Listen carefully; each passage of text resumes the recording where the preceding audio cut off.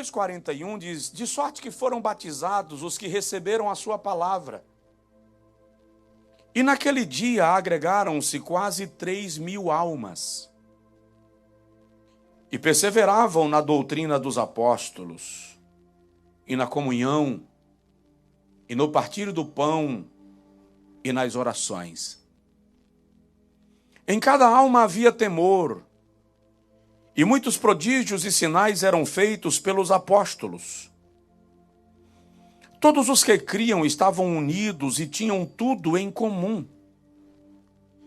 E vendiam suas propriedades e bens e os repartiam por todos, segundo a necessidade de cada um. E perseverando unânimes todos os dias no templo, e partindo o pão em casa, comiam com alegria e singeleza de coração, louvando a Deus e caindo na graça de todo o povo. E cada dia acrescentava-lhes o Senhor os que iam sendo salvos. Diga comigo, amém. Agora diga assim: Senhor, fala comigo e me torna a igreja que o Senhor quer que eu seja. Amém. Pode sentar, amado, por favor. Os irmãos que estão online, que a graça de Deus lhe alcance, porque Deus não tem limites. De alguns anos para cá, alguns vocábulos se tornaram muito comuns. São vocábulos novos. Um deles é o vocábulo influencer. Influencer é uma expressão que se diz respeito àquele que é capaz de influenciar as pessoas através do seu comportamento, dos seus conteúdos, das suas falas, da sua maneira de ver o mundo, da sua cosmovisão. Eles também são conhecidos como creators, ou aqueles que criam conteúdo e geram formação. Tudo bem que alguns estão gerando deformação, mas vamos nos ater àqueles que formam. O plano de Deus para a sua igreja é que ela seja uma igreja influencer. Que ela seja uma igreja influenciadora. O plano de Deus é que a igreja influencie pelo comportamento, pela mentalidade, pela visão, pelo ensino. Quer que eu prove isso na Bíblia? Tá. Paulo diz a Timóteo que a igreja é coluna e firmeza da verdade. Então a sustentação da verdade não pode ser esperada a partir do mundo. Tem que ser vivenciada a partir da igreja. Jesus diz: vós sois o sal da terra e a luz do mundo. No contexto de Jesus, o sal tinha o propósito de estabelecer um padrão, conserva. Na Idade Média, o sal se tornou mais valioso do que o ouro. Os soldados iam para a guerra e eram pagos com sal. Daí vem a palavra salário. Quando Jesus diz, vós sois o sal, ele está dizendo, vocês são o padrão. O ponto de equilíbrio. A igreja não pode ser extremista em nenhum aspecto. Nem para a direita, nem para a esquerda, diz o texto bíblico. Todo extremismo é perigoso. Viver um cristianismo equilibrado é o maior desafio da igreja nesta geração e neste tempo. Aí Jesus diz, vós sois a luz do mundo. Quer saber a importância de uma luz? Se veja perdido numa estrada que você não conhece. sem bússola e orientação, e você encontra no meio do nada uma luz acesa. Ela te dá referência. Jesus está dizendo, o mundo está perdido, desnorteado. E quando o mundo procurar uma referência, vai olhar para vocês. Vocês são a referência. Se o sal se torna insípido ou se a luz se apaga, para que ela serve? Para que serve uma luz apagada para um perdido numa noite escura? Para que serve o sal sem sabor, se não preserva, se não conserva, se não dá sabor, ou seja, não cumpre o seu propósito. Jesus está dizendo que a igreja foi estabelecida para influenciar, para ser referência, para cumprir propósito. Eu disse ontem aos irmãos que nós estamos vivendo um fenômeno que a sociologia da religião chama de evangelho de produto. Cada um oferece uma mercadoria espiritual. Dentro desta perspectiva, a igreja virou uma pizzaria. Deus é um pizzaiolo. O pastor, um entregador de pizza. E eu venho à igreja em busca da fatia que eu quero. No sabor que eu quero. E no final do culto, ou no meio do culto, eu deixo a minha oferta mais como efeito de pagamento da pizza que eu comi, do que como expressão de adoração. Então, quando termina o culto, eu saio daqui sem dever. Eu não devo nada a essa igreja, não tenho um vínculo com esse pastor, porque a fatia que eu comi eu paguei, eu deixei no gasofilácio. A ideia não é de ofertar como adoração. Não é de ser dizimista como adoração. É de me sentir livre de qualquer compromisso, porque afinal de contas, já deixei a minha parte. E é por isso que a gente oferta, dizima e não prospera. Não vive a providência, porque não estamos adorando, estamos pagando a conta. Temos que quebrar isso, temos que ser libertos disso. Temos que sobreviver a essa tendência. É preciso falar sobre isso. Pode ser chato e desagradável ouvir pregações desse teor, porque nós queremos, obviamente, mensagens que nos massageiem, ou mensagens que nos levem a um extremo de poder tão extraordinário, que quando termina o culto nós estamos quebrados de tanto pular e se mover. E alguém pergunta como foi o culto, e você diz, foi uma bênção. E aí falou o quê? Não sei. Mudou o quê? Nada. E por que você vai de novo? Ah, porque foi muito emocionante. Emoções? Nos parques da Disney você também se emociona. Num show de rock and roll você se emociona.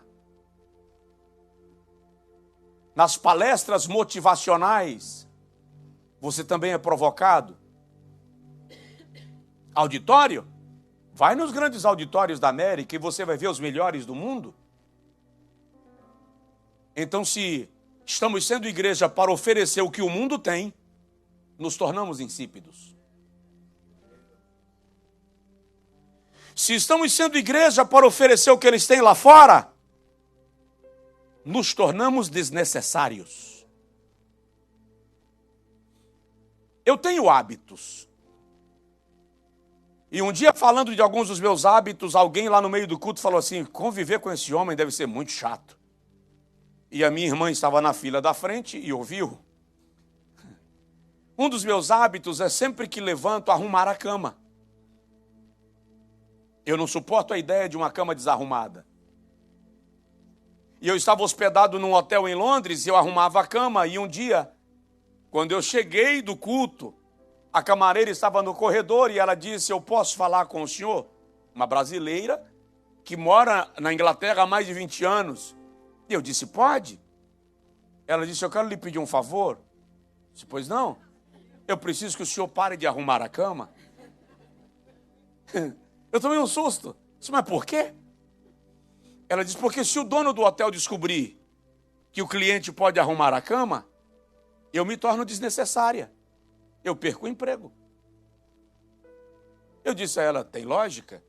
Eu vou deixar a cama desarrumada para a senhora.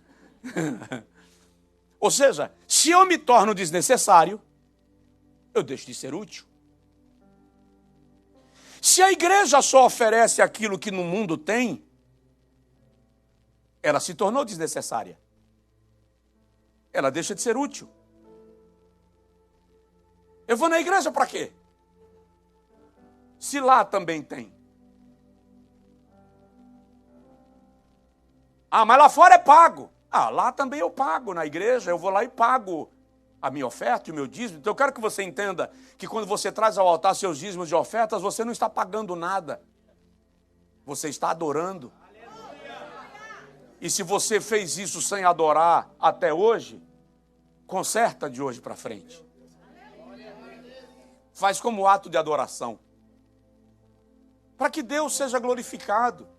E você desfrute dos privilégios que Ele gera a partir das suas promessas. A igreja apostólica era uma igreja que influenciava de forma incomum. Quer ver?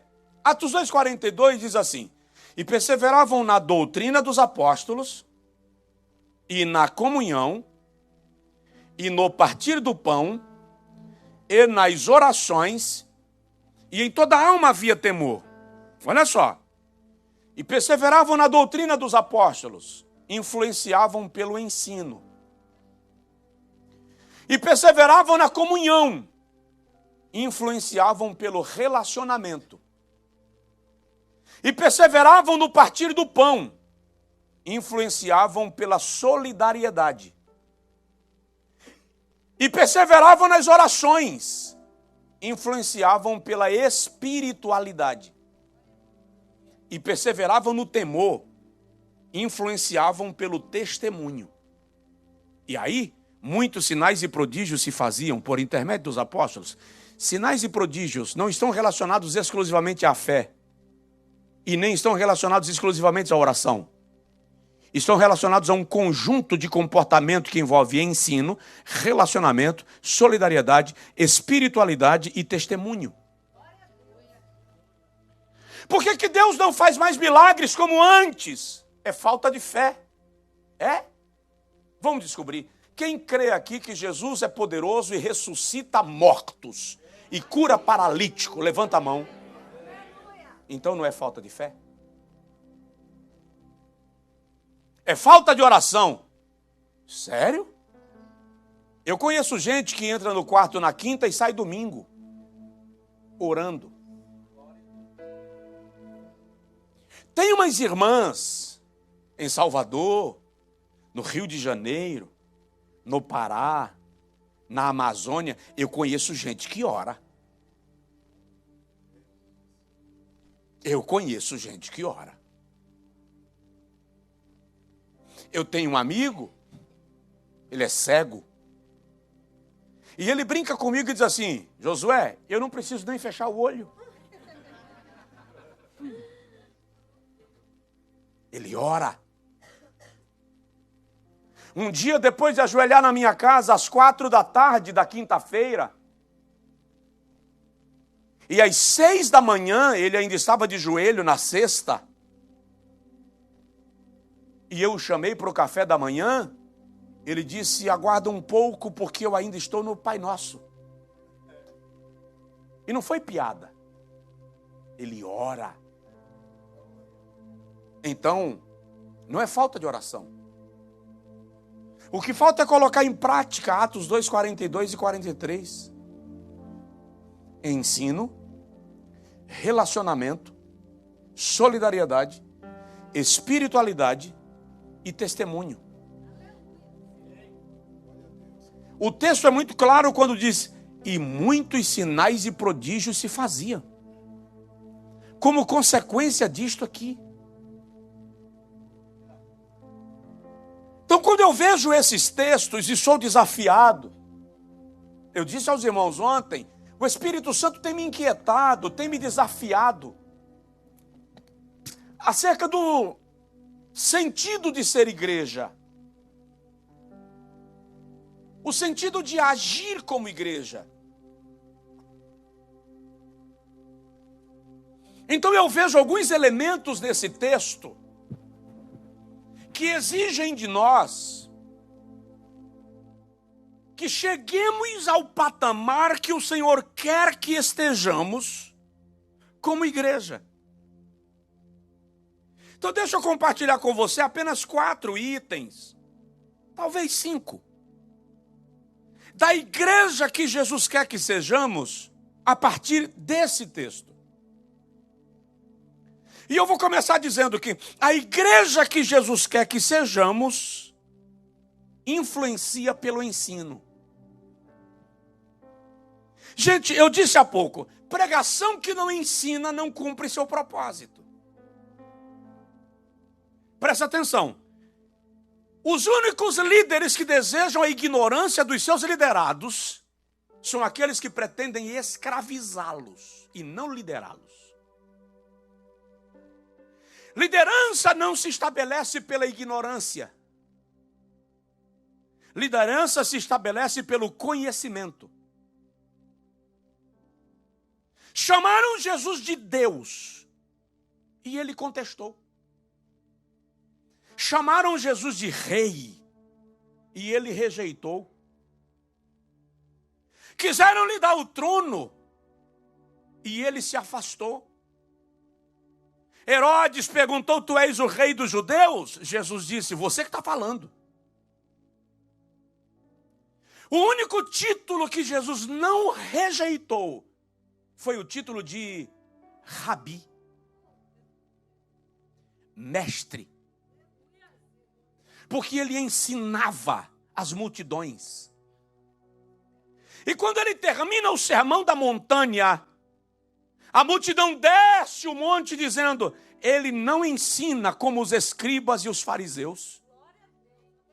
Ele ensina como quem tem autoridade. Ele era mestre. Quando ele está prestes a ser assunto aos céus, e ele dá uma comissão à sua igreja, ele diz, ide, pregai e ensinai. Ide, fazei discípulos. Como é que se faz discípulo? Ensinando. Se a igreja não cumprir o papel de ensinar, ela não está cumprindo a sua missão. E aí eu tenho dito, e obviamente ninguém é obrigado a concordar comigo, que uma das coisas que o evangelho faz é te libertar da ideia de que as pessoas têm que concordar com você. Mas eu tenho dito, para quem nós fazemos escola bíblica dominical? Só para os membros da igreja. Tem igreja que se uma pessoa que não é convertida chegar e dizer assim, eu queria me tornar aluno da escola, não pode, você tem que se converter primeiro. Para quem nós fazemos discipulado? Só para quem se converteu. Por que não uma escola bíblica voltada para quem desejar conhecer a Bíblia, mesmo que não pretenda se tornar membro da igreja? Por que não um discipulado para aquele que quer entender as bases da nossa fé, mesmo que não pretenda se converter à nossa fé? Porque isso, pastor, isso é uma heresia. Presta atenção, aquele que levantou a mão e veio à frente na empolgação do pregador, porque o pregador lhe constrangeu, porque alguém no meio do culto chegou e disse assim, vamos lá, você tem que ir, vamos lá, e ele veio por constrangimento. Provavelmente no próximo culto ele não vai voltar com medo de ser pressionado de novo. Mas aquele que foi ensinado, compreendeu o evangelho, quando ele entregar a sua vida a Jesus, ele sabe exatamente o que está fazendo e por que está fazendo.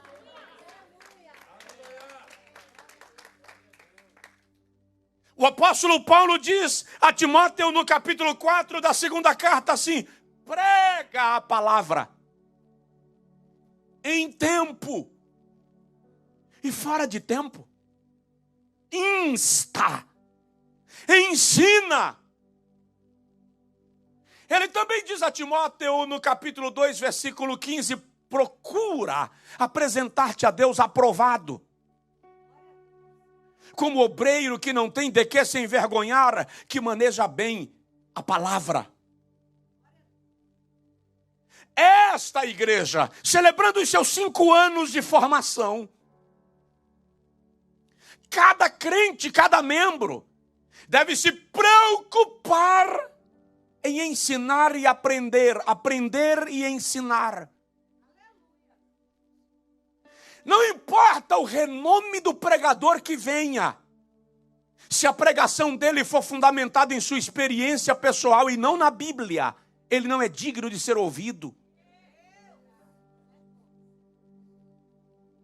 O apóstolo Paulo, escrevendo aos Coríntios, na primeira carta, capítulo 2, versículo 1 ao versículo 5, diz assim: e eu, irmãos, quando fui ter convosco em fraqueza e em temor, não vos fiz saber outra coisa, senão a Cristo, e este crucificado.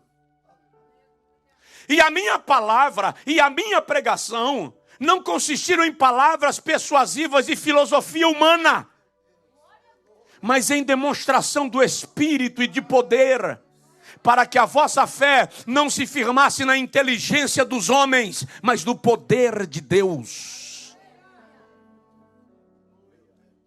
O segredo de uma igreja que cresce e influencia é exatamente este conhecimento. Sabe em que crê, sabe por que crê. O contrário disto é uma fé superficial. Nós cristãos, nós, igreja, precisamos ser fundamentados na palavra, conhecedores da palavra, desejar crescer nela, para que o mundo não nos olhe como alienados. Mas veja que a nossa fé tem fundamento. Quantas igrejas, e desculpa se isso agride sua origem, mas fundamentadas na revelação de um pregador. Eu sou contra? Não, eu sou pentecostal, gente. Da gema.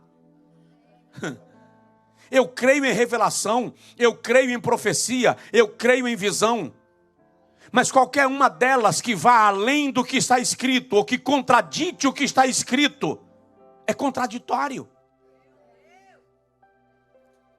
Precisa estar fundamentado na palavra de Deus. A experiência pessoal pode ser bela, mas é pessoal. Não serve como base da fé. Eu tenho até dito às pessoas que Deus tem um código de relacionamento com cada um de nós. Há coisas que todo mundo pode fazer e se você fizer, você fica triste. Pode observar, se você nunca prestou atenção nisso, preste atenção. Tem coisas que todo mundo pode fazer, a Elaine não. Se fizer, fica incomodado. Tem coisas que todo mundo pode fazer, a pastora Creuza não. Se fizer, fica com aquela tristeza que... Por que eu estou triste? Qual é a causa? É um código de relacionamento. É uma senha que Deus colocou em você para o seu relacionamento com Ele. E não conta para ninguém. É entre você e Deus. Só se omita. Agora o detalhe. Eu não posso pegar isso e transformar em doutrina para os outros. É da minha relação íntima com Deus. Então, quando a experiência pessoal se torna a base da fé, uma heresia nasce. Então, a igreja que influencia É a igreja que investe em ensino e aprendizado. E esta igreja está sendo convocada pelo Espírito de Deus. Aprenda, tenha paixão pela palavra, cresça em conhecimento, valorize o culto de ensino da sua igreja, valorize o culto de aprendizado da sua igreja, aumente, aprofunde as suas raízes, para que o mundo veja em você, não um frequentador de igreja, mas alguém que sabe no que acredita, e pelo que, por que razão acredita. Tem alguém aí? Provoca seu vizinho e diz para ele: aprenda.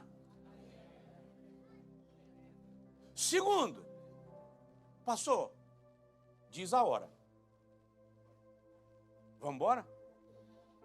Vamos embora? Segundo lugar, uma igreja, ou a igreja que Jesus quer que nós sejamos, aqui vai machucar com a gente. Machucou em mim quando o Senhor me trouxe isso ao coração. É uma igreja que ama. E por que machuca, pastor? Porque a gente não ama.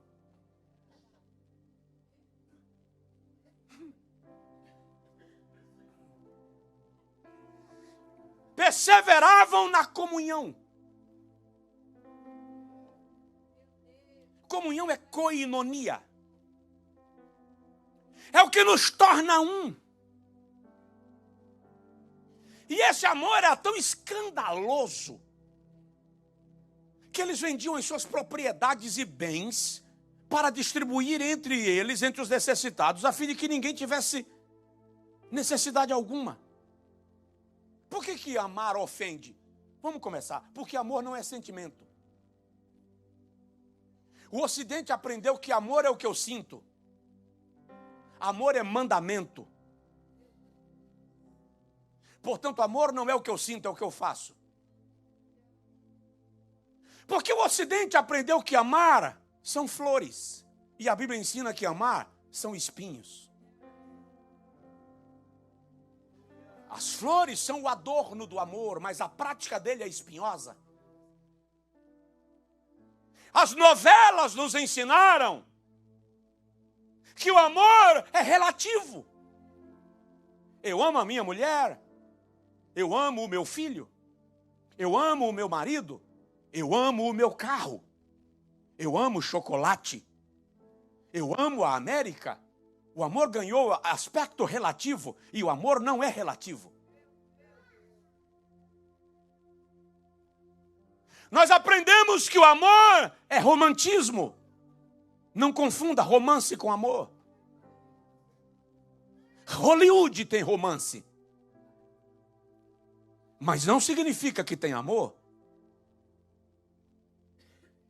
O amor é sacrificial. A Bíblia diz que Jesus amou a igreja e a si mesmo se deu por ela.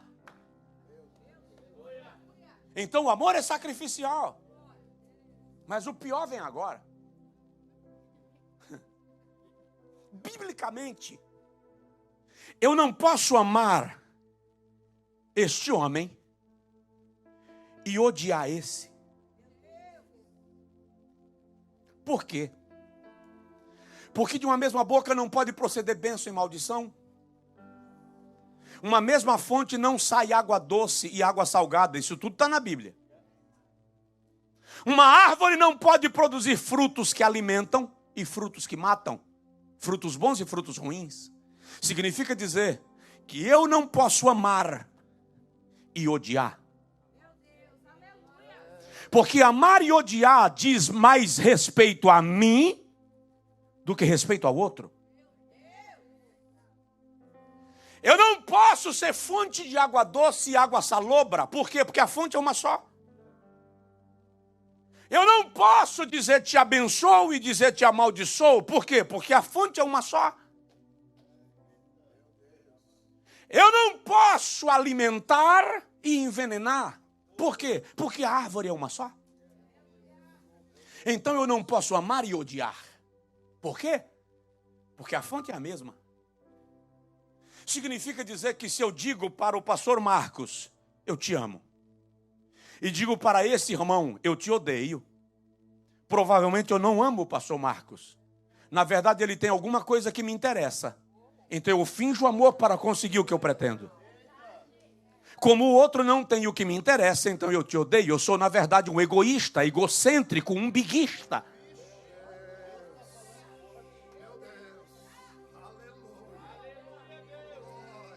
O amor do qual a Bíblia fala passa a régua. Porque te amar não está relacionado ao que você é e ao que você faz, mas ao que eu me tornei em Cristo.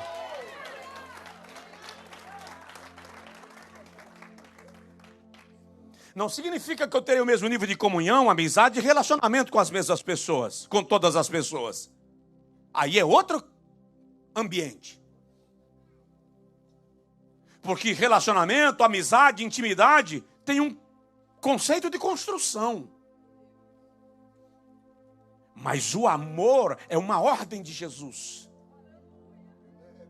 E ele diz em João, capítulo 13, versículo 35, o mundo saberá que sois meus discípulos quando vos amardes uns aos outros.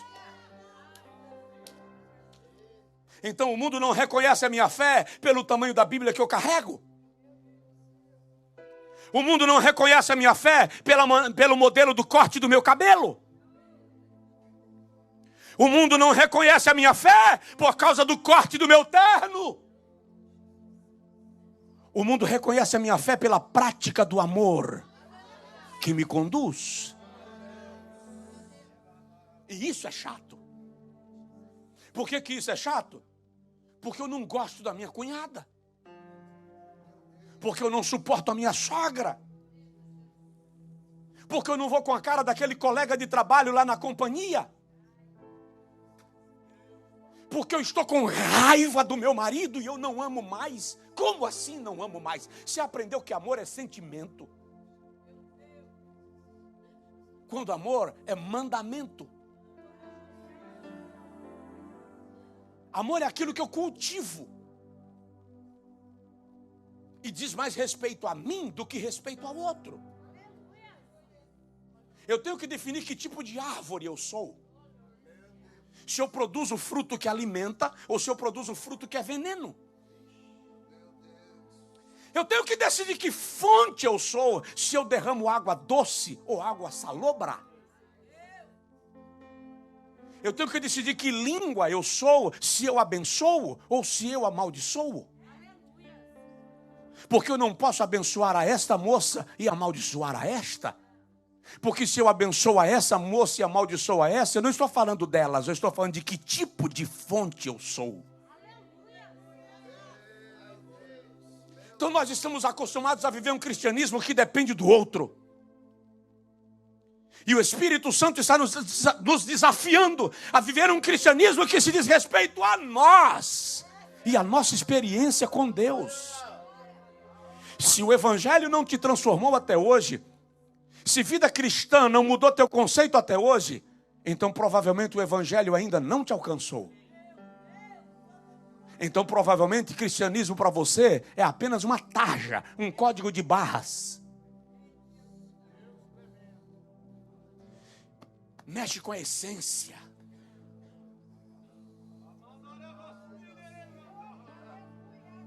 Evangelho mexe com a essência. O Evangelho contraria a nossa natureza. O Evangelho nos desafia a ser quem nós não pretendíamos ser. O Evangelho nos desafia a perdoar quem nós não pretendíamos perdoar. A vida chama a vingança e o Evangelho chama ao perdão. A vida chama ao ódio e o Evangelho chama ao amor. A vida chama ao desprezo e o Evangelho chama à afeição. Esse é o princípio da parábola do bom samaritano. Judeus e samaritanos eram inimigos desde a dispersão das 10 tribos. Lá no ano 700 e X, antes de Cristo. Quando Tiglat-Pileser III levou Israel e dispersou, e trouxe uns estranhos para morar na terra, que se tornou ancestrais dos samaritanos.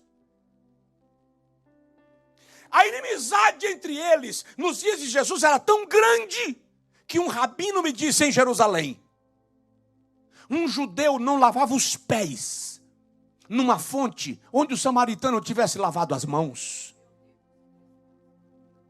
E Jesus vem beber água da mão de uma samaritana.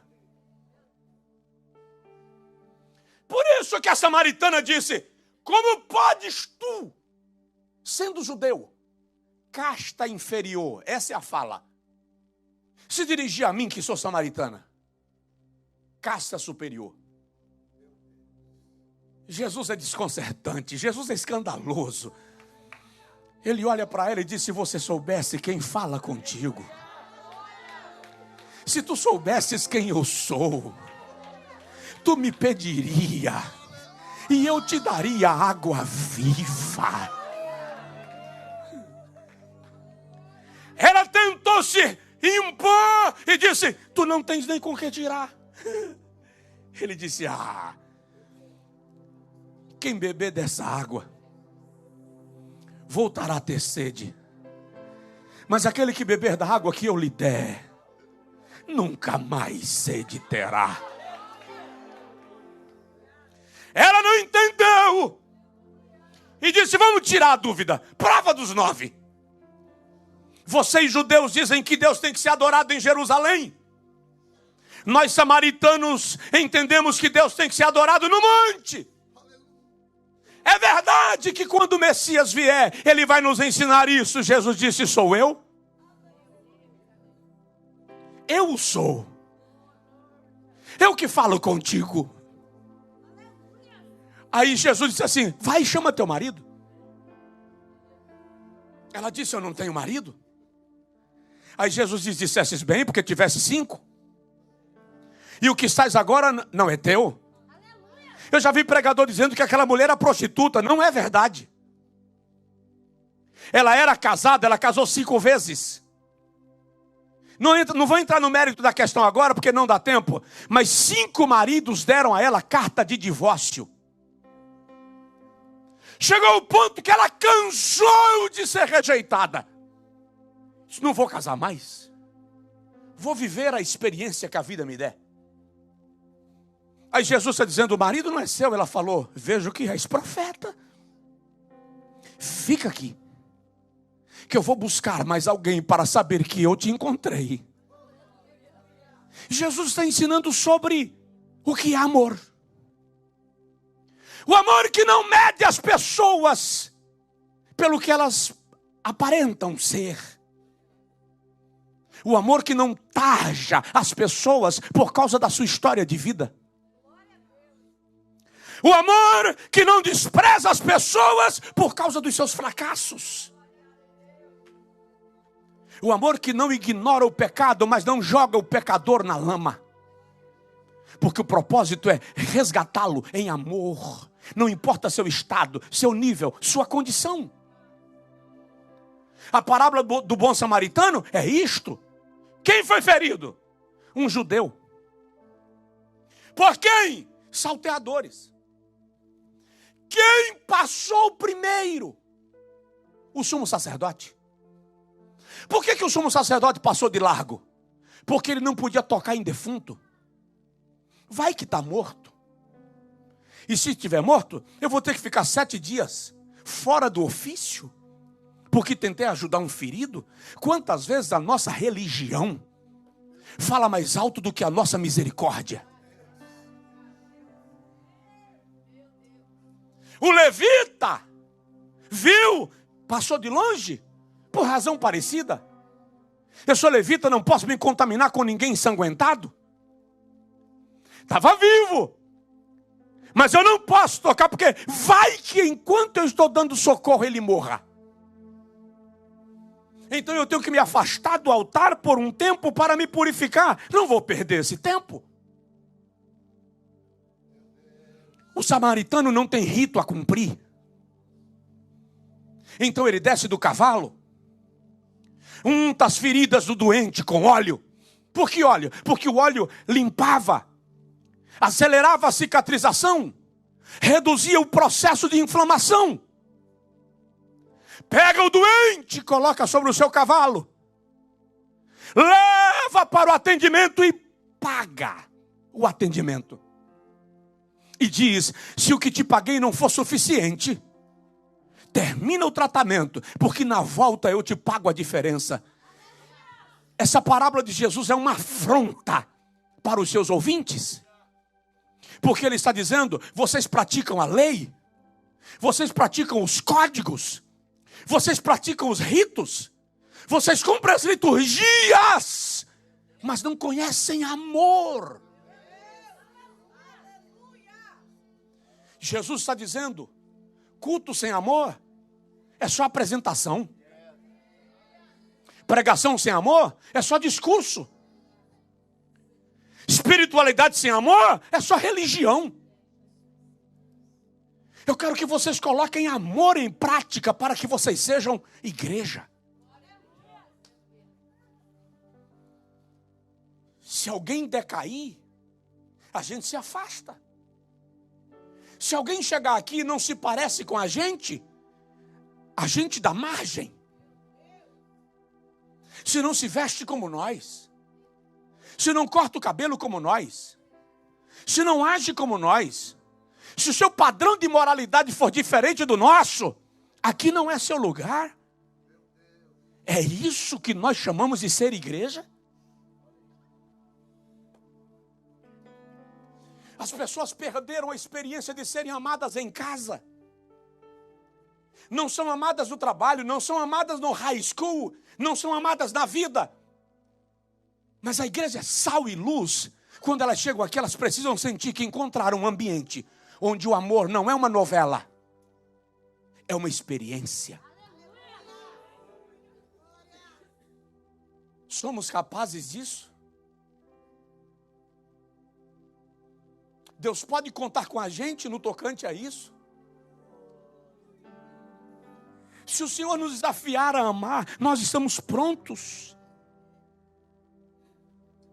Eu estive pregando no meio da floresta amazônica, num lugar chamado Crepurizão, no meio da famosa Serra Pelada, onde houve o grande movimento do ouro na década de 60 e 70. Lá estava um missionário. Posso ir mais um pouquinho ou já o tempo já me... E o missionário testemunhou. Ele disse: pastor Josué, eu andei 3 horas na mata e remei por 11 horas até chegar aqui. Na volta, eu vou remar por 14 horas, porque é subindo o rio, sentido contrário. E caminho mais 3 horas até chegar na aldeia onde moro e faço missões. E ele disse: na minha aldeia tem um bruxo famoso. Grandes nomes do Brasil consultam esse bruxo. Lá tem uma pista de pouso.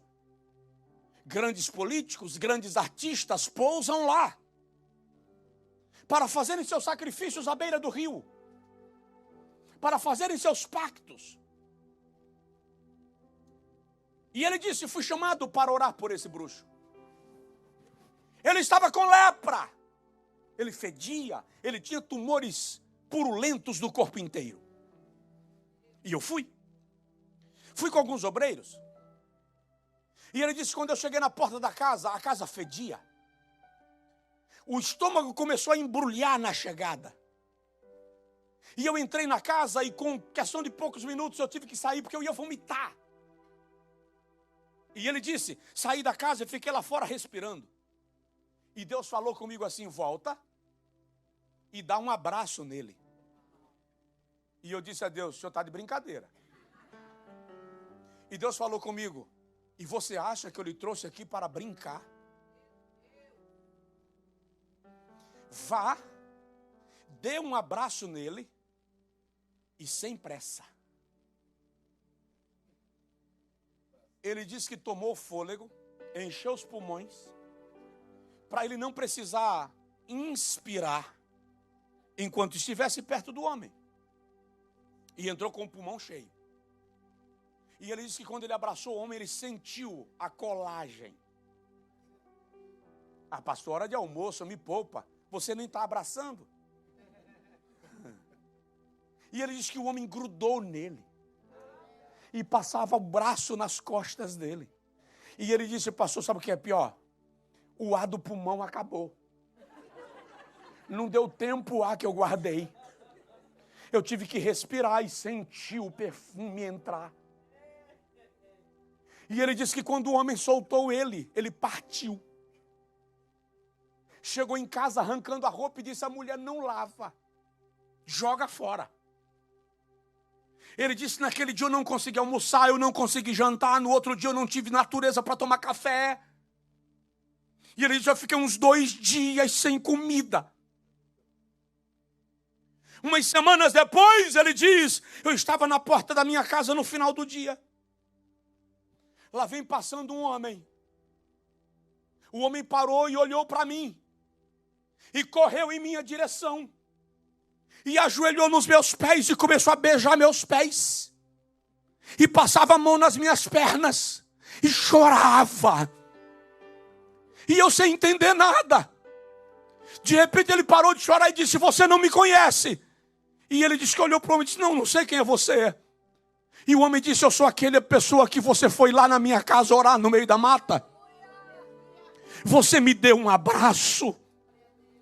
E depois que você me abraçou e foi embora, quando vocês saíram, eu desci para o rio para tomar banho.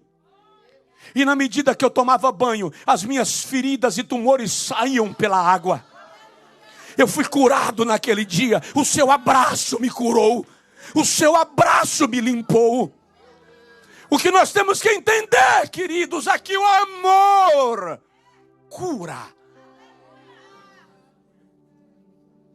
A igreja que Deus quer que nós sejamos é uma igreja que ama. Faz uma pergunta sem graça para a pessoa que está do seu lado. Diz para ele assim, você está pronto para amar?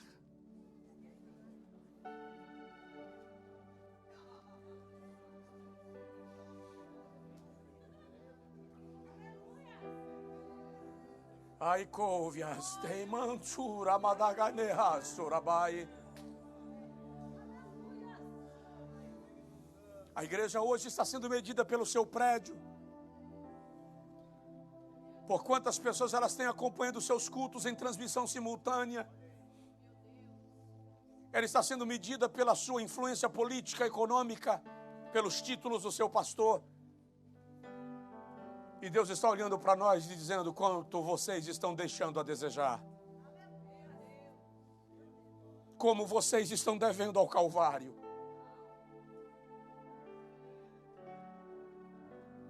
Diga comigo, pastor. Fala, pastor. Para.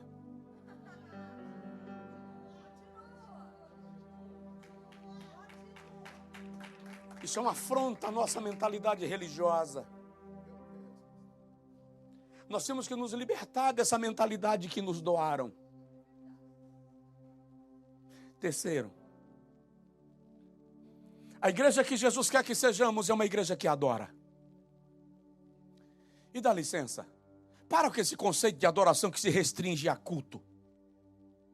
Digo, a reunião, porque culto é aquilo que eu faço. A raiz da palavra culto é a mesma raiz da palavra cultura, que é a mesma raiz da palavra cultivo. Então, o que eu cultivo se torna a minha cultura. E a minha cultura é o meu culto. Então, culto não se resume ao momento que eu venho ao templo. Culto é o que eu vivo. Meu estilo de vida é o meu culto. Nós criamos uma expressão que eu não sei de onde ela veio, que se chama momento de louvor. Como jargão, ela é suportável. Como estilo de vida, ela é uma aberração. Não existe um momento de louvor. A vida é um louvor. Deus é louvado enquanto você está dormindo. Quem é pai ou mãe aqui, levanta assim a mão. Quer ver um exemplo? Quantas vezes você chegou ao lado da cama do teu filho e ficou olhando ele dormir, admirando a respiração? Sim ou não? Sim ou não? Ele respira e você diz, que coisa linda. Enquanto você está dormindo, Deus está olhando de lá e dizendo assim, meu filho, sua respiração louva. Sua respiração é música. O piscar dos seus olhos é música. As batidas do seu coração são como os tambores de uma bateria, as baquetas de um grande maestro. Deus está sendo adorado na sua existência. Os seus passos andando são como as cordas de um contrabaixo, dedilhados por um bom músico, adorando a Deus.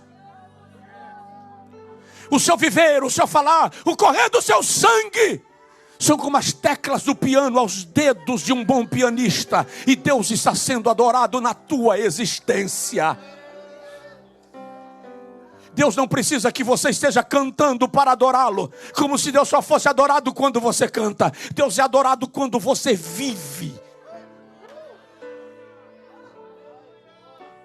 Quando você negocia, quando você paga as contas, quando você honra o compromisso, quando você cumpre a meta, Deus está sendo adorado. Cai, louva, suria, mantura, madagai. Tem gente que pensa que Deus é adorado quando a gente chega na igreja.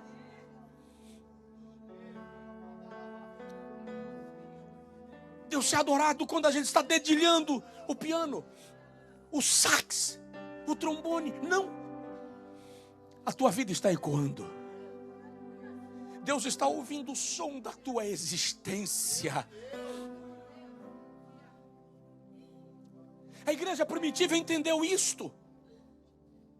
Por isso ela faz da vida cristã um estilo de vida. O estilo de vida declara que eu sou cristão. A maneira que eu vivo.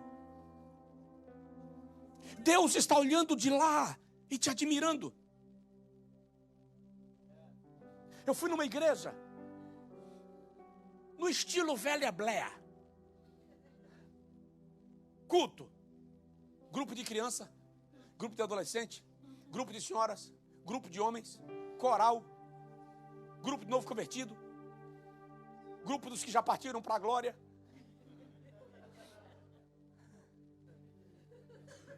E tinha um rapaz que cantava em todos os grupos. Todo grupo cantando, ele encostava e ele fazia assim, ó. Quando as crianças foram cantar, ele ajoelhou. E ficou do tamanho das crianças. Aí eu disse ao pastor, que coisa interessante, aquele rapaz canta em todas. O pastor disse, Josué, ele é surdo. E ele é mudo. Mas ele canta em todos os grupos. Então, se você pensa que adorar se resume a cantar, a pregar, você não entendeu ainda o conceito de Deus sobre adoração.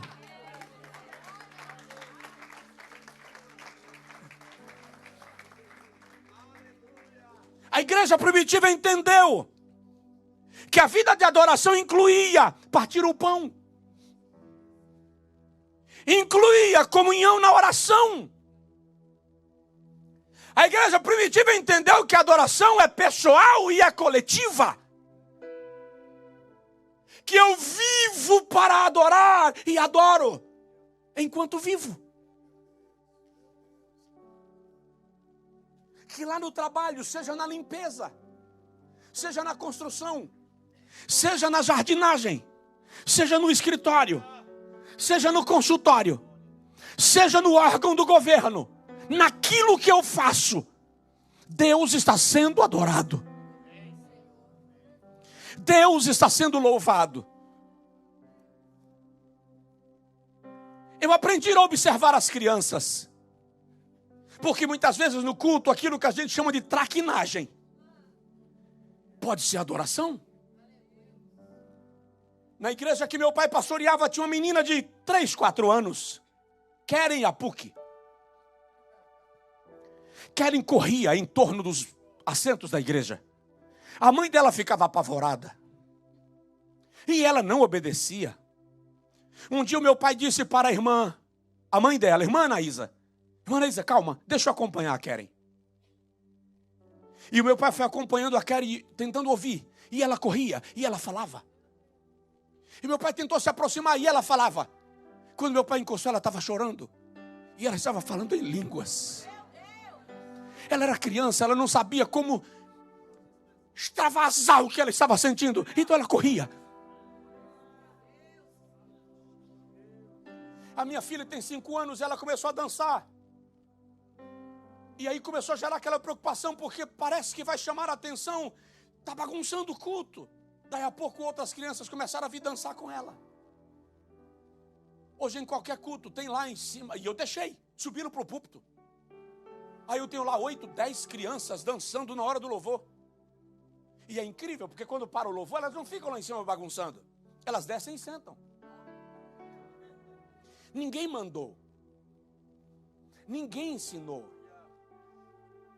A adoração, querido, é ato espontâneo. A adoração não tem partitura. O maestro da adoração é o Espírito Santo. Adoração é aquilo que eu faço sem precisar que alguém me monitore, sem precisar que alguém mande, sem precisar que alguém faça. Então quando eu adoro, está todo mundo sentado, mas o meu coração quer ficar em pé. Alguém vai dizer, não, é desorganização. Desorganização onde? É espontaneidade. Está todo mundo sentado, mas eu quero ficar de joelhos. Esse é o meu momento com Deus, é a minha comunhão com Deus, é algo íntimo, é pessoal, é o meu coração, é aquilo que eu quero oferecer a Deus. No dia que eu entender que a minha vida é uma adoração, eu vou começar a testemunhar de Jesus em qualquer lugar, e muitas vezes sem abrir a boca. As pessoas serão atraídas a Cristo. Por quê? Porque elas vão olhar e vão dizer assim, o que ela tem? Tem alguma coisa nessa moça que me comunica paz. O que esse cara tem? E vai se aproximar de você. Porque quer saber qual é seu segredo. Quer descobrir onde você vai. O que você faz. Em que você acredita. E vai chegar um momento que ele vai dizer assim, eu gostaria de saber o que você faz. Sou crente. O que é isso? Sou cristão. Mas isso está fora de moda? É, está fora de moda, mas eu ando fora de moda. Eu poderia ir na sua igreja com você? Claro. Você começa a ganhar pessoas para Jesus pelo sabor do sal, pelo brilho da luz. As pessoas serão atraídas a Cristo pela nossa maneira de viver. Eu já vou terminar. E não vou terminar porque terminei. Vou terminar porque é preciso. Mas quero que isto provoque sua mente. Vou dizer mais 2 coisas e prometo que não vou para as 14 horas. Penúltimo lugar, a igreja que Jesus quer que nós sejamos é generosa. Generosidade é a característica daquele que está disposto a se dar.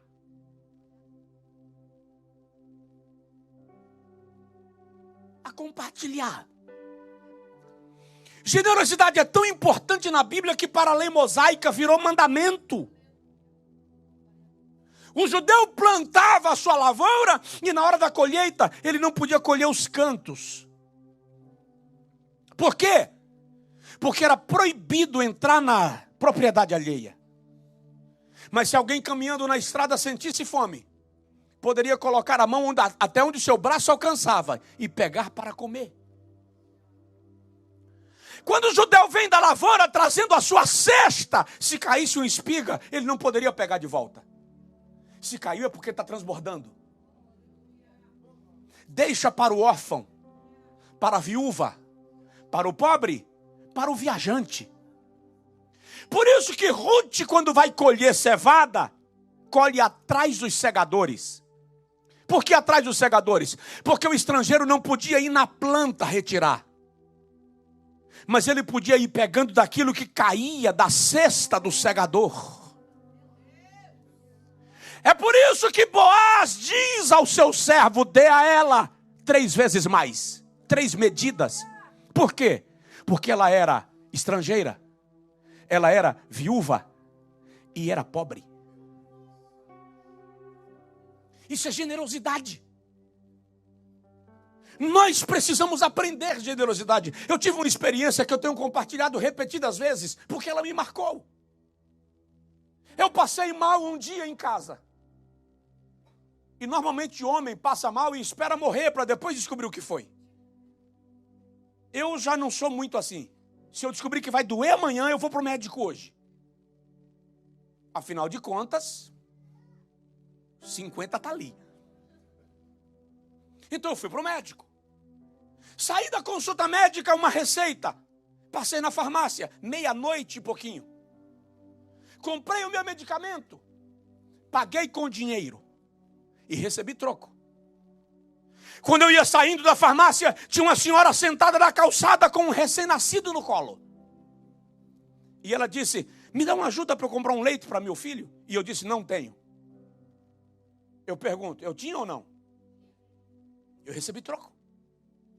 E entrei no carro, coloquei o cinto, funcionei o carro. Aí a voz do bom senso disse assim: miserável.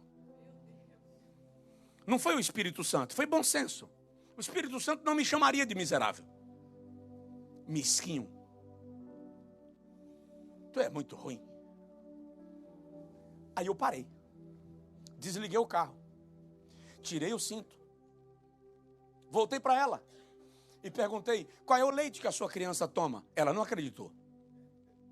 Ela abriu os olhos. Eu já estava no carro. Mas lógico, era ir embora. Ela me disse: o leite que a criança toma. Eu fui lá na farmácia, lá dentro. Peguei o leite. Cheguei na portaria da farmácia, não pode passar, porque se não tiver feito a decodificação, dá aquele apito de roubou leite. Então, de dentro da farmácia, eu mostrei para ela: é esse leite aqui. Ela disse: sim, senhor. E o sorriso abriu. Eu fui no balcão e paguei o leite com o troco. Eu tinha ou não? E quando eu paguei o leite com o troco, eu recebi troco. E voltei e entreguei o leite para ela. Os olhos dela marejaram de lágrimas. E ela disse: graças a Deus, vou dar comida para minha criança. E ela desapareceu. Foi embora. Quando eu entrei no meu carro e coloquei o cinto novamente, agora o Espírito Santo falou comigo. E ele disse assim: quando você diz que não tem, tendo, você invoca sobre si o não ter. Quando você diz que não tem, tendo, você invoca sobre si o não ter. Eu aprendi uma lição naquele dia: você não quer dar? Diga não. Você não acreditou no pedido, no propósito, na legitimidade do pedido? Diga não. Mas não atraia para si a miséria de alguém por causa da sua falta de generosidade.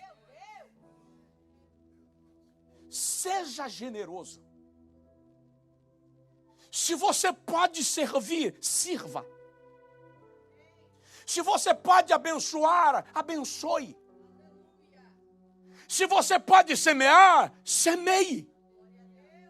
Se você pode ser bênção na vida de alguém, seja. Entenda isso.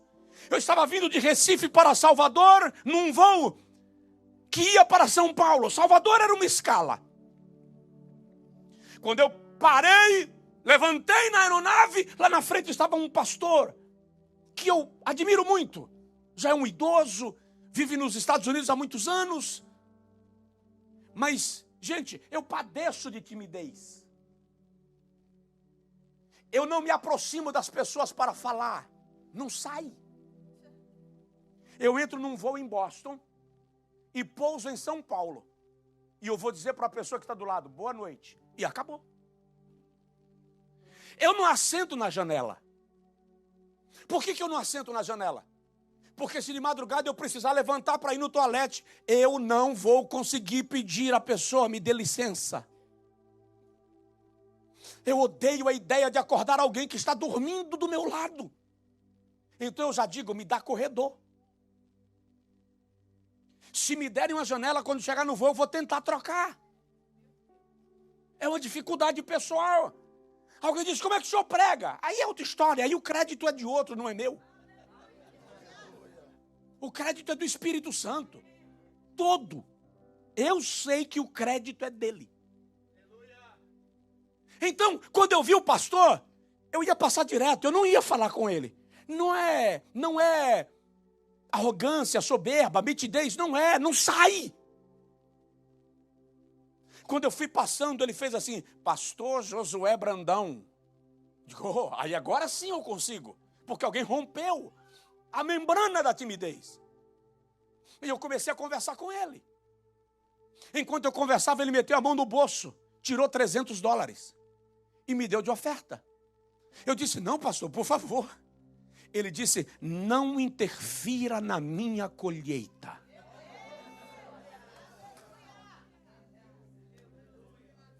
Quando eu fui saindo, ele disse, Josué, honra não é quando você dá porque o outro precisa. Honra é quando você dá porque o reconhece. Isso é generosidade. Se Deus quiser fazer de você a resposta da oração de alguém, seja a resposta da oração de alguém. Nós temos um projeto na nossa igreja chamado Amor Sem Fronteiras. Eu falei rapidinho dele ontem. Nós adotamos mais de 70 missionários do sertão, do Nordeste. Não são missionários da nossa igreja. Destes 70, apenas 2 são nossos. Os outros foram enviados por outras igrejas. Alguns nós nem conhecemos. Igrejas que enviaram e acabaram esquecendo eles lá. Outras entraram em dificuldade administrativa e disse ao missionário, se cuida aí como Deus te permitir. E nós enviamos semanalmente, mensalmente, uma cesta ministerial. É uma cesta que representa uma feira de quase 2 meses. E de repente o nosso caminhão se perdeu na estrada. Errou o caminho. Entrou por uma estrada desconhecida. E o motorista continuou seguindo até encontrar alguma casa para pedir informação. Chegou num povoado que a gente não tinha ninguém nosso lá. E ele parou na primeira casa para pedir uma orientação de como voltar. Quando pararam e os nossos obreiros vão com a camisa personalizada, Amor Sem Fronteiras, Ministério Josué Brandão.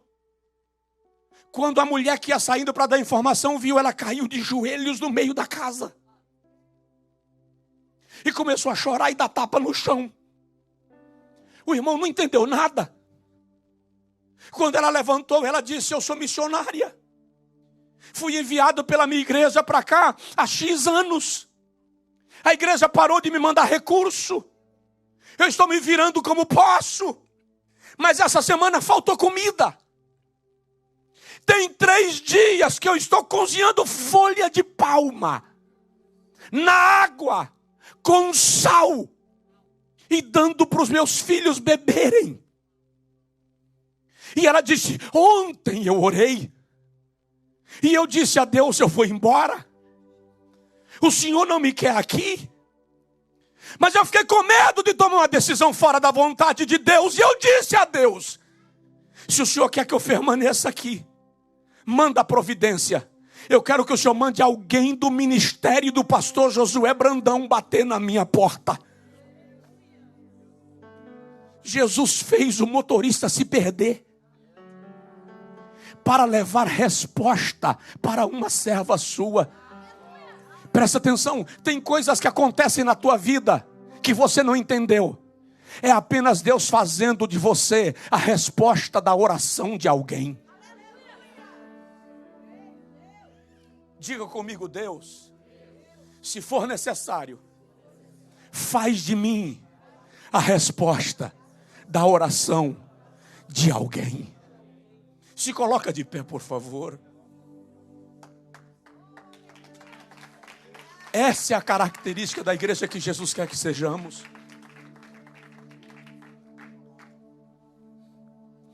Muitas vezes Deus vai fazer coisas na sua vida que você não entende por que Ele está fazendo.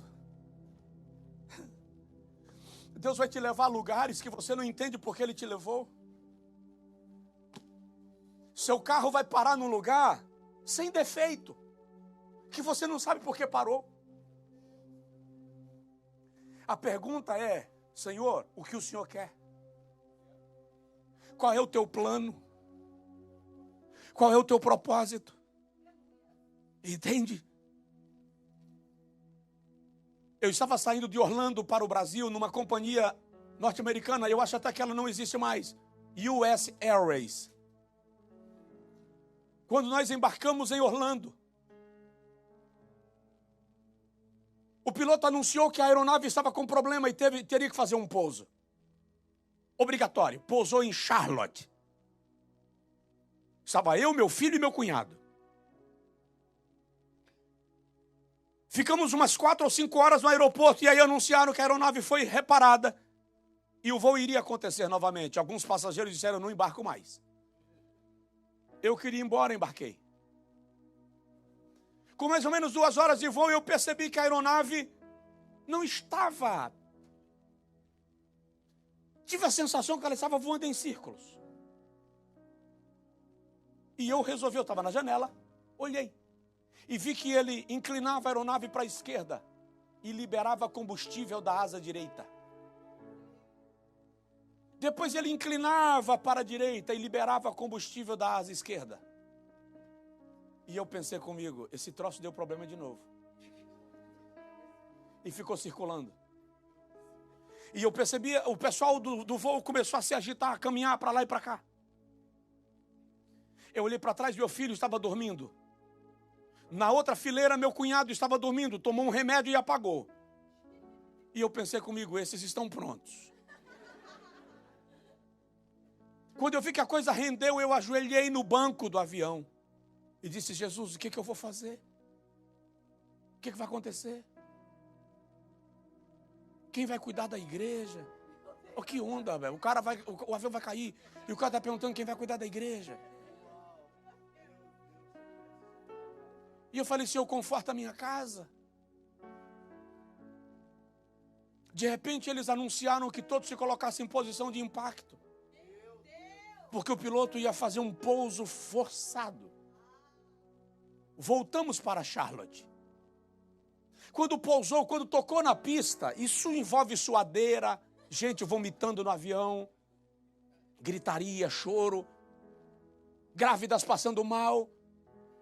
Quando pousou em Charlotte, estavam lá as viaturas de corpo de bombeiros, aquela coisa, foi aquele... Quando saímos da aeronave, eu olhei para meu filho e meu cunhado e falei: eu não embarco mais hoje. Não tenho estrutura. Aí eu liguei para um amigo que é pastor em Charlotte, pastor Sandro, e disse para ele: vem me buscar que eu vou passar a noite em tua casa. Ele falou: você está em Charlotte? Eu falei: não, estou no Rio de Janeiro. Estou te pedindo para me buscar. 1 hora depois ele chegou. Quando ele pegou minhas malas que colocou no carro, antes de entrar no carro eu olhei para ele e falei: Sandro, o que está acontecendo? Ele disse: como assim? Eu disse: Charlotte não faz parte da minha agenda. Eu não pretendia dormir aqui hoje. Deus me forçou. O que está acontecendo? Ele disse: chegar em casa eu te conto. Quando nós chegamos em casa, ele reuniu com a esposa e as 2 filhas e disse: a nossa filha menor, a Sara, vai fazer um procedimento cirúrgico no coração amanhã às 7 da manhã. E o médico não nos dá nenhuma garantia porque é muito melindroso. É muito sério o problema. Eu disse a ele: vamos orar, porque se foi por isso que Deus me fez ficar, Deus tem interesse na questão. E na oração eu disse assim: Senhor, se o Senhor me fez ficar aqui por causa disso, faz o médico pedir um exame. na hora da cirurgia. Quando eu terminei de orar, ele disse assim: Josué, aqui nos Estados Unidos é diferente do Brasil. O médico não pede exame no dia da cirurgia. Se ele determinou a cirurgia é porque todos os exames já indicaram que a cirurgia é necessária. Marcou a cirurgia depois de todos os exames prontos. A cirurgia vai acontecer. Eu disse a ele: se Deus me fez ficar aqui por causa disso, Ele vai mudar a regra. Ele saiu no outro dia muito cedo para o hospital e deixou o carro dele programado no GPS para eu ir para o aeroporto. Quando chegou na hora da cirurgia, o médico disse: pode despedir da menina. Despediram, liberaram, fizeram oração. A menina entrou para o centro cirúrgico. E o cirurgião, na hora de fazer a cirurgia, pediu os exames, conferiu e disse: eu quero o exame X. Procuraram no dossiê da menina e a responsável pelo procedimento cirúrgico disse: esse exame não foi solicitado. Ele disse: faz, porque eu não vou tocar nela sem esse exame.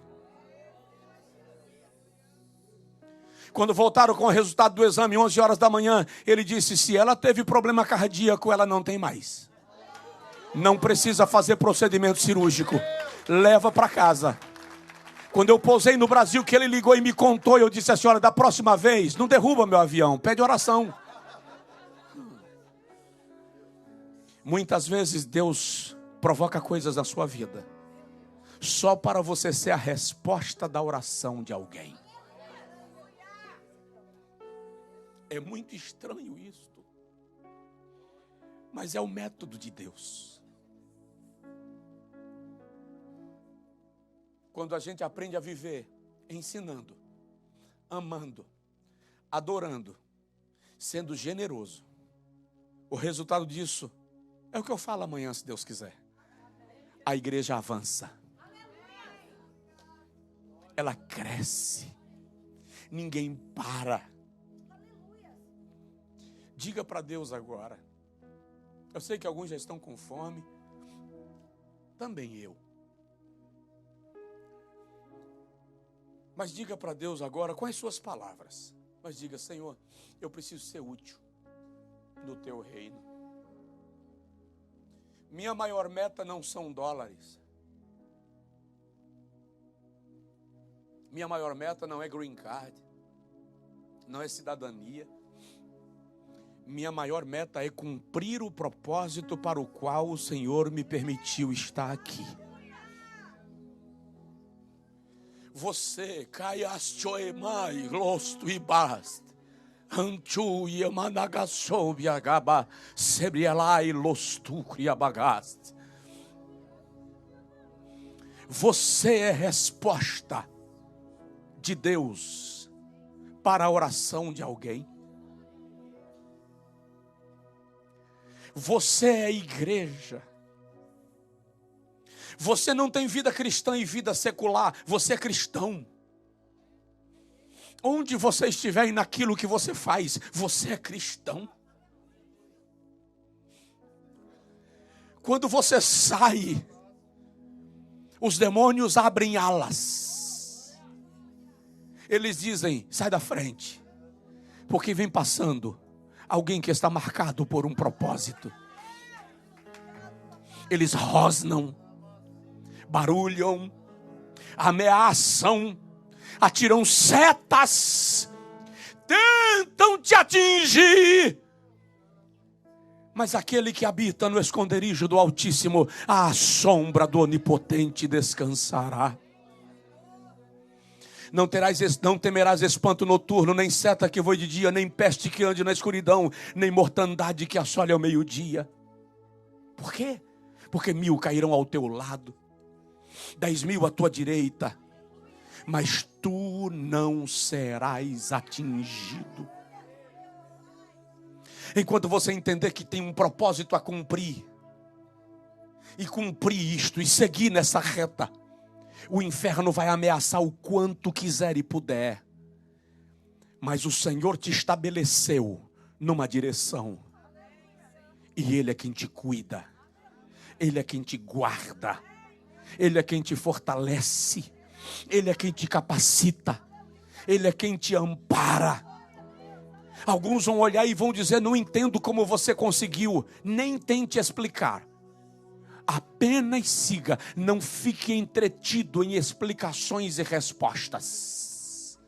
Apenas siga o propósito que Deus estabeleceu. A minha oração contigo agora é essa: Senhor, me usa.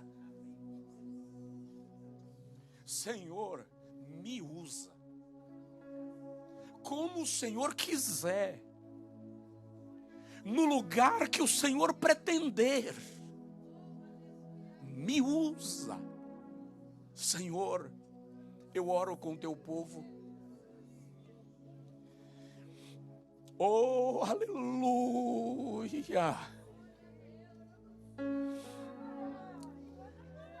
Oh, glória. Nós nos rendemos, Senhor, em pé, de joelhos, sentados, deitados. Nós nos rendemos. Se você quiser vir ao altar, não espere eu chamar, venha. Se você quiser ajoelhar diante do altar, não espere eu pedir que você venha, venha. Esse é o mover do Espírito que atua na tua disposição. É Ele quem maestra a tua condição.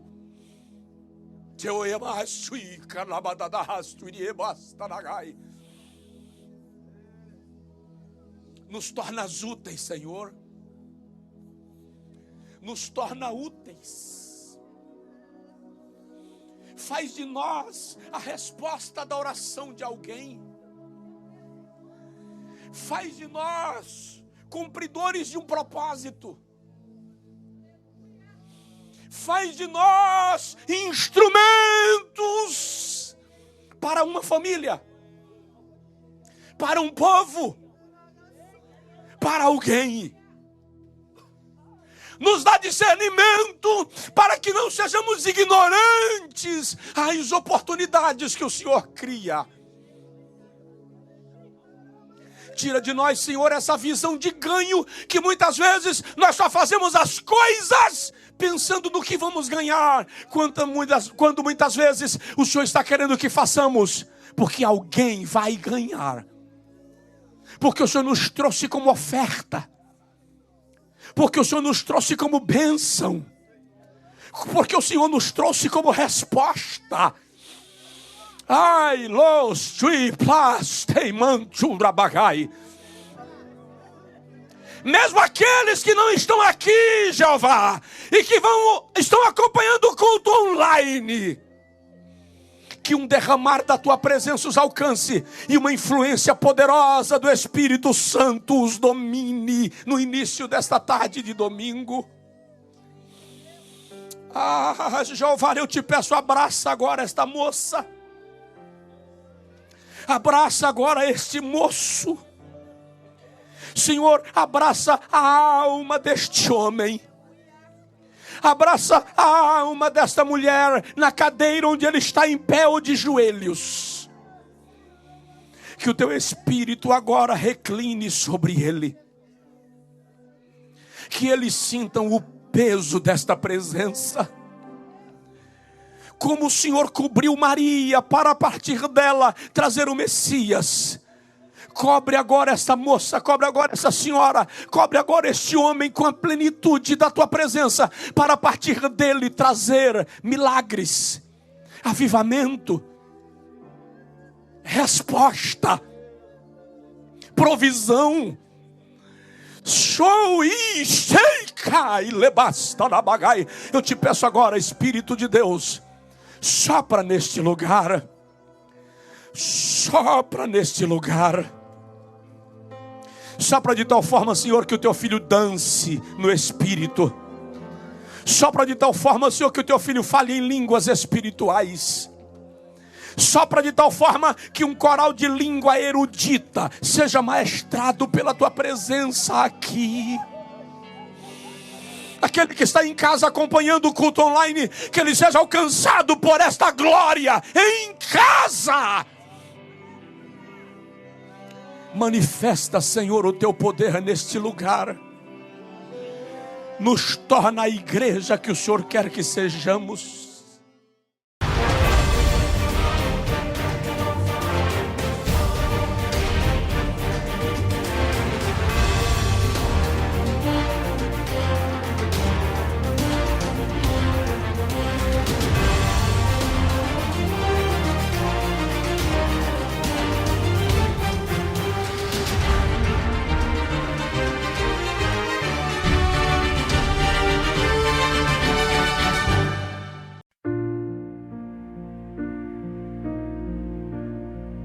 In the still of the night, I wait for the dawn.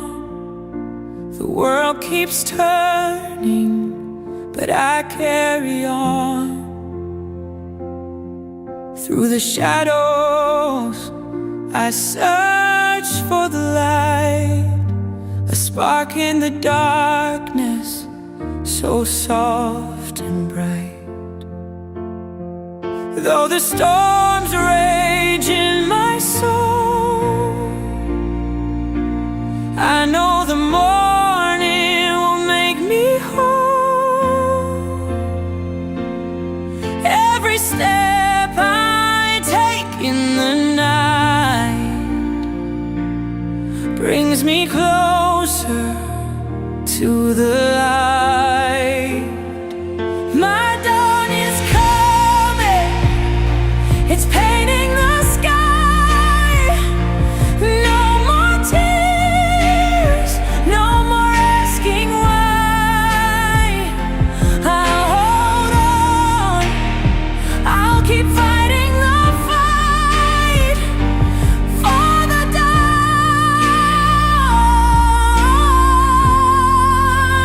dawn in my life. I've walked through the fire, I've felt the cold, but the fire inside me still burns bold. With every tear, with every scar, I've come so far, I've found who you are. Though the winds howl in my ear, I know my dawn is drawing near. In the silence I hear it clear. My dawn, it's so near.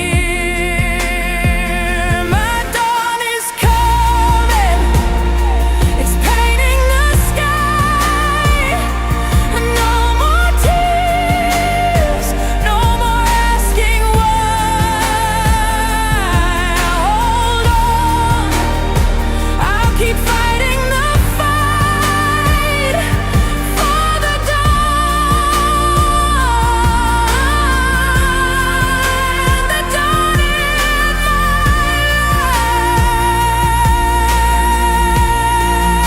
life.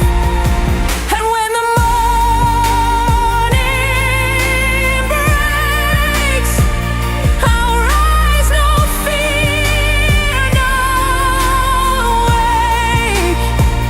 Through the storm I've learned to be the person I'm meant to be.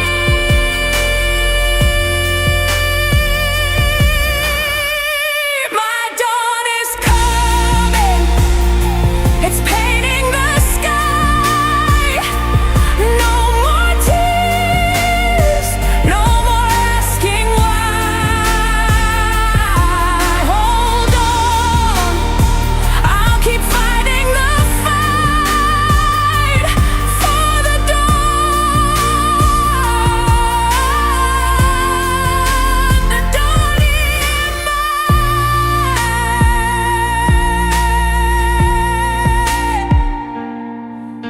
in my dawn, I'm finally free in the dawn.